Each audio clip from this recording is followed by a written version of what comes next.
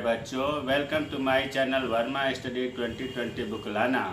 मैं UP board के class 12th के छात्र छात्राओं के लिए इकोनॉमिक्स हिंदी माध्यम से मैं फुल कोर्स कराऊंगा।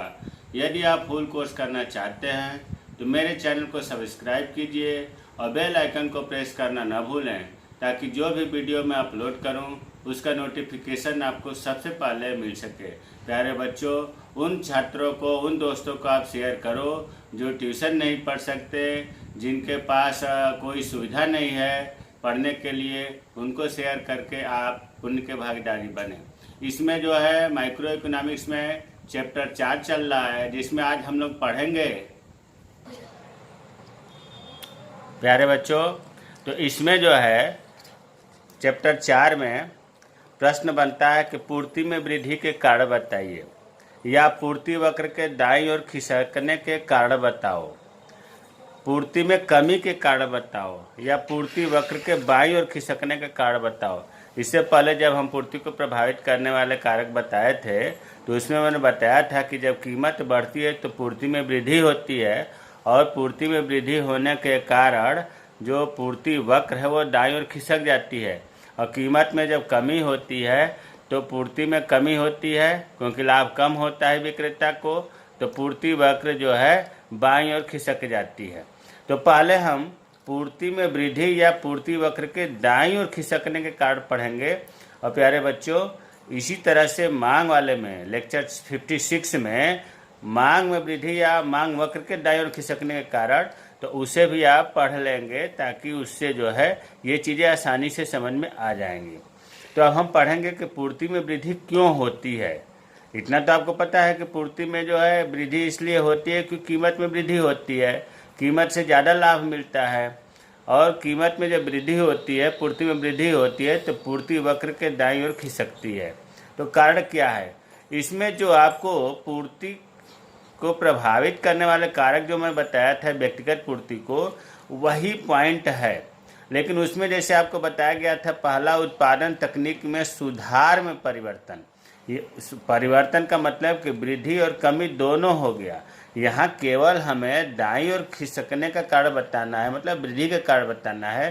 तो हम ये कहेंगे उत्पादन तकनीक में सुधार होना। अगर उत्पादन कोई फैक्ट्री है और उसमें तमाम नई टेक्नोलॉजी आ जाती है तो क्या होगा? लागत कम आएगी। लागत कम आएगी तो लाभ ज़्यादा होगा, और लाभ अधिक होगा तो विक्रेता जो है, फर्में जो है, वो पूर्ति को सप्लाई ज़्यादा करेंगी, बढ़ाएंगी। तो पूर्ति वक्र बढ़ते ही पूर्ति वक्र दाईं ओर खिसक जाता है। देखो यहाँ हमने ब्रैकेट में लिख दिया है, पूरा इसी पर थीम है। सबसे पहले याद ये रखना है कि अगर लागत बढ़ती है, ऊपर की तरफ अगर तीर होता है तो बढ़ना, नीचे की तीर होता है तो घटना।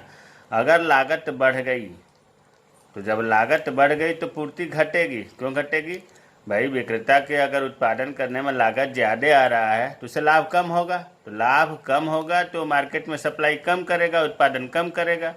तो इसे याद करना है कि लागत अगर बढ़ती है तो पूर्ति घटेगी, और पूर्ति जब घटती है तो पूर्ति वक्र जो है, सप्लाई कर्व बाईं ओर खिसकेगा। ये चीज़ क्लियर हो गया।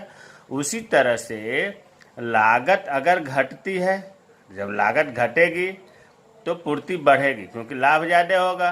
किसी चीज़ को उत्पादन करने में खर्चा कम आता है तो लाभ ज़्यादा होगा, तो वो अधिक से अधिक उत्पादन करके पूर्ति बढ़ाएगा, और पूर्ति जब बढ़ती है तो पूर्ति वक्र दाईं ओर खिसकेगा।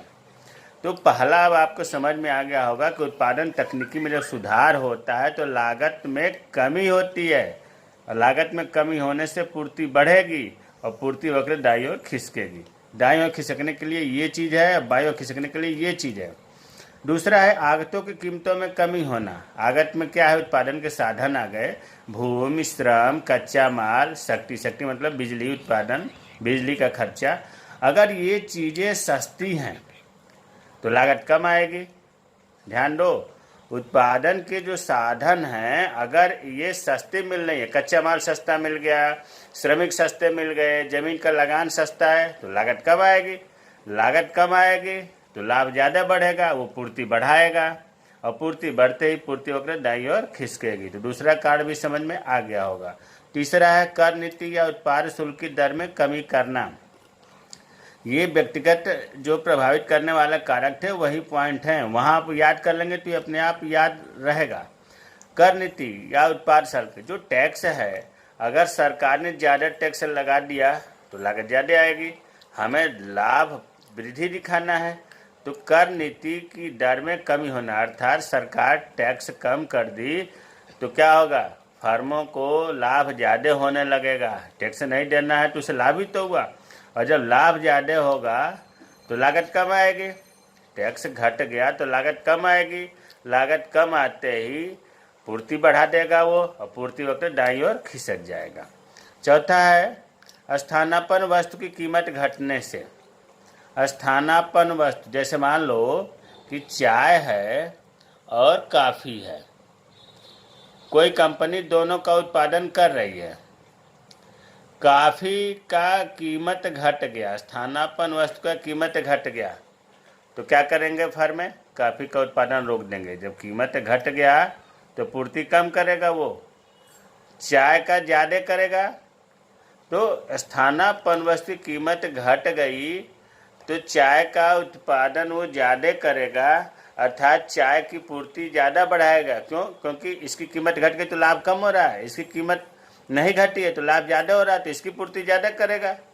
तो जब लागत कम होगी इसकी तो पूर्ति बढ़ेगी और पूर्ति वक्त दाईं ओर खिसकेगा। पांचवा है उत्पादक का उद्देश्य बदल जाना। कभी कभी ऐसा होता है कि फर्में या जो उत्पादक हैं वो पहले से उद्देश्य बना लेती हैं कि कुछ भी हो हमें आज जो है इतना बेचना है, भले ही हानि उठाना पड़े या दूसरे को सबक सिखाने के लिए झगड़ा वगड़ा हो जाता है तो उनका उद्देश्य बदल जाता है।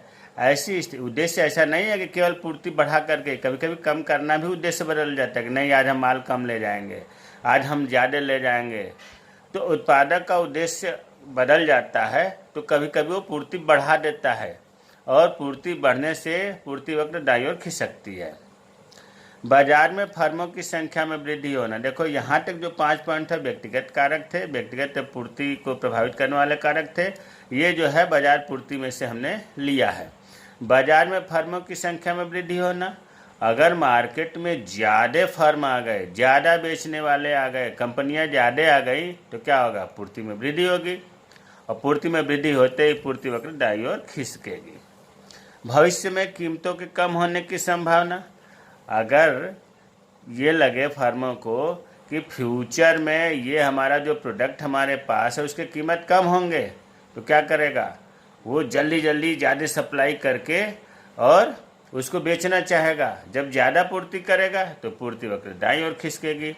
आठवां है सरकार द्वारा सहायता राशि में वृद्धि कर देना। कभी कभी सरकार जो है छूट सब्सिडी देती है, अगर सरकार ने सब्सिडी ज़्यादा कर दिया, ग्रांट ज़्यादा अनुदान दे दिया तो उससे क्या होता है कि लागत घट जाती है। लागत घटते ही लाभ ज़्यादा होने लगेगा, फिर विक्रेता पूर्ति बढ़ा देगा, पूर्ति वक्र दाईं ओर खिसकेगा। तो ये चीज़ जो है पूर्ति में वृद्धि क्यों होता है या पूर्ति वक्र के दाईं ओर खिसकने का कारण क्या है, पढ़ा आपने। अब पूर्ति में कमी क्यों होती है या पूर्ति वक्र के बाईं ओर खिसकने के कारण क्या है, जो आपने 8 पॉइंट ऊपर पढ़ा है ठीक उसका उल्टा इसमें होगा। जैसे उत्पादन तकनीक का पुराना हो जाना, भाई जो टेक्नोलॉजी है बहुत पुराना है, मशीनें पुरानी हो गई है, घिसी पिटी हो गई, उत्पादन कम कर रही है और लागत ज़्यादा आ रहा है। जब लागत ज़्यादा आ रहा है तो क्या होगा, देखो ऊपर लिखा है कि लागत ज़्यादा होगी तो लाभ कम होगा, पूर्ति घटा देगा, और पूर्ति घटते ही पूर्ति वक्र बाईं ओर खिसकेगा।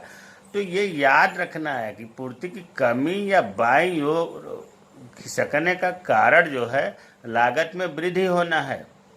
तो अब आते हैं, पहला उत्पादन तकनीकी पुराना हो जाने के कारण लागत बढ़ जाती है जिससे लाभ कम होता है, व्यापारी पूर्ति को कम करता है और बाईं ओर पूर्ति वक्र खिसक जाता है। दूसरा है आगतों के कीमतों में वृद्धि होना। जो भूमि श्रम पूंजी जो उत्पादन के साधन हैं उनके कीमत महंगे हो जाएं तो महंगा होगा तो क्या होगा, लागत बढ़ जाएगी, और लागत बढ़ जाएगी तो लाभ कम होगा, वो पूर्ति को कम कर देगा, और पूर्ति जब कम करेगा तो पूर्ति वक्र बाईं ओर खिसक जाएगी।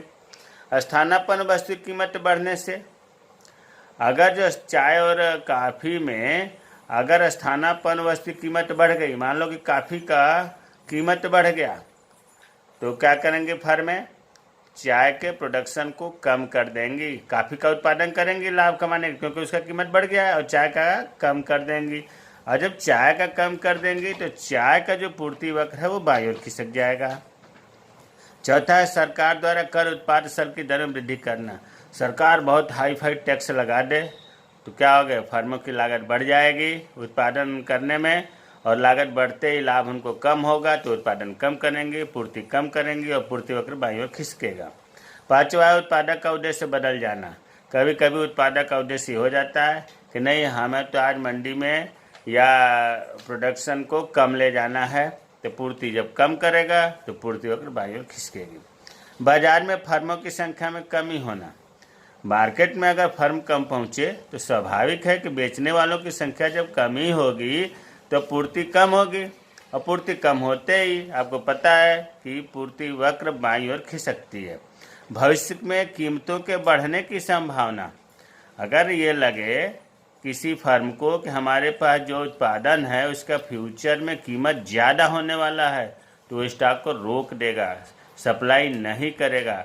जब सप्लाई नहीं करेगा या कम करेगा तो सप्लाई कम होते ही आपको पता है कि पूर्ति वक्र बाईं ओर खिसकती है। आठवां है सरकार द्वारा सहायता में कमी समाप्त करना। सरकार कोई सब्सिडी ही न दे। जब सरकार सब्सिडी नहीं देगी तो लागत क्या होगी? बढ़ जाएगी, और लागत बढ़ते ही पूर्ति घट जाएगी, पूर्ति वक्र बाईं ओर खिसक जाएगी। प्यारे बच्चों, ये बहुत आसान है, महत्वपूर्ण है। पूर्ति वक्र दाईं ओर क्यों खिसकता है, पूर्ति वक्र बाईं ओर क्यों खिसकता है, यह हमें उम्मीद है कि आपको समझ में आ गया होगा। मेरे चैनल को सब्सक्राइब कीजिए और शेयर करिए। जो चीज़ समझ में ना आए कमेंट बॉक्स में कमेंट करिए। जय हिंद, जय भारत।